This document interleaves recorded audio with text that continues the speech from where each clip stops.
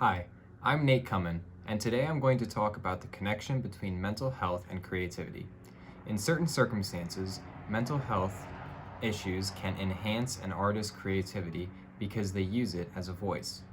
However, because they are often categorized by their mental health issue, it can provide a barrier to connecting with others. Personal experiences led me to this conclusion, which I also thought about as I researched Hunter S. Thompson. We discussed in class how human perception is a personal experience which defies description of medical science and psychology. Since each episode is unique within how the person responds, creativity becomes the outlet for sharing and connecting their voice. But mental health issues can also lead to societal isolation, which I experienced. The evidence I used for my claims was dug up in the readings on eCampus. Carson, 2003, describes how people with high intelligence, who are also less inhibited, are more creative than the average person. Those people with mental health issues have the ability to see beyond the norms of society and seek information outside the average thought.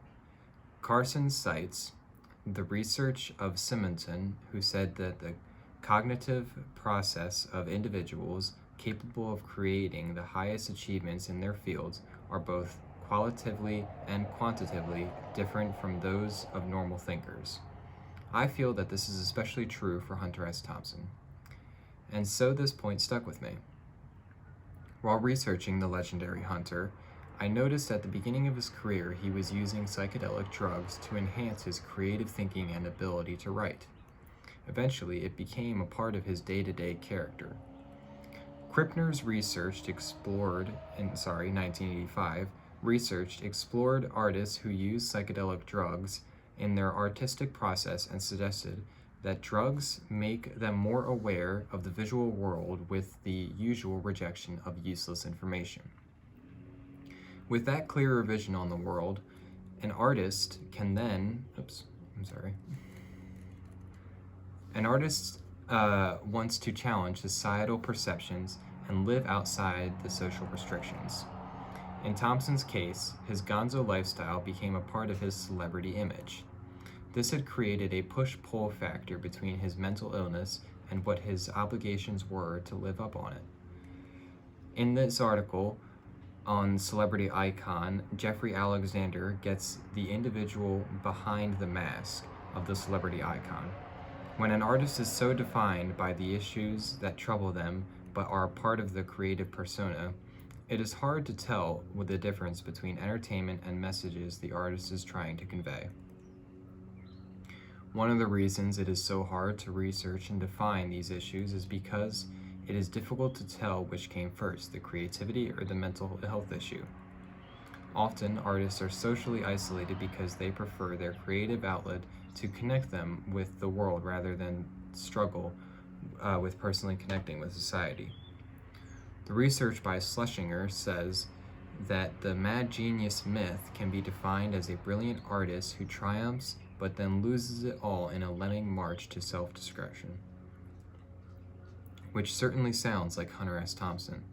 However, this research also questions the validity of the statement. He references the historical connection between the two parts that make up the creativity madness link, while reminding us that the use of the word madness in Greek meant inspiration and illumination, and was a desirable rather than dreaded trait. The links between creativity and mental illnesses are highly perceptual and therefore cannot necessarily be categorized or characterized or depended upon. For many creative people who have a diagnosed mental health issue, Gwinner in 2009 says there are complex boundaries for these artists and society needs to review these artists' perceptions of their opportunities to create a place for their creative expression to emerge in its own right and not on the basis of their illness. Gwinner's research suggests that mental illnesses are also intertwined with the artist's creative expression, that they are only identified by this category. This articulates back to Hunter S. Thompson and how people had this new persona that it was his job to then keep up physically and mentally. To contrast, in 5-factor model of personality, seems to suggest that a person needs to be wired with a certain combination of 5 factors for mental health issues and creativity to be represented. The factor of openness to experience in this model that seems to have the greatest connection and shared traits between creativity and mental health. In particular, divergent thinking correlates both with creativity and mental illness. People who think that mental health issues are directly responsible for creativity do not take into account the variations that exist in human perception. So that is why their argument loses credibility. In certain circumstances, a persona has the combination of experiences, thoughts, feelings, and artistic expression that proves that a person's creativity can be enhanced by their mental health issues, while at other times being a barrier to connecting with society. Thank you very much for listening to my thoughts on the connections between mental health and creativity.